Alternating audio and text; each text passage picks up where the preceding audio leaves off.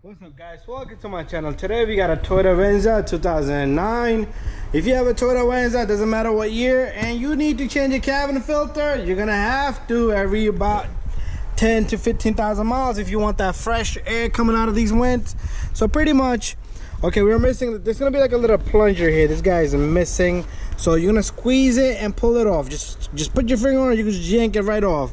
So he's missing that. You see this, how his glove box opens up? Your glove box, if you had that plunger, it should open up smooth like that. Anyway, so much stuff in here. It's all good. Everything will fall. That's all right. So what you want to do is you want to squeeze here. You want to squeeze here. I'm doing it with one hand. Different story. You could do it with two hands. Much easier. But look at that. Inside, you have that tray that has a sign saying up. What you want to do is you want to push on this tab, and you want to push on this tab, and this lid should come off. And you have an arrow sign on this guy, so we're gonna follow the arrow.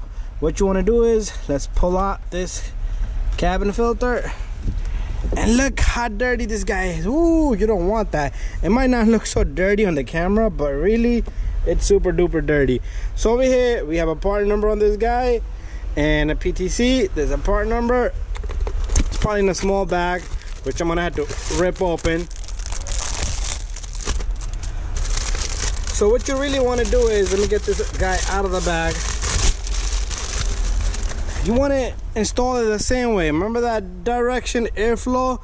Airflow on this vehicle is going down, so we have to follow the airflow. Don't follow the arrow, because the air comes from the top. That's why all the dirt is stuck here, and then it goes through it clean. Anyways, you take this guy and you stick it in just like that. Very simple.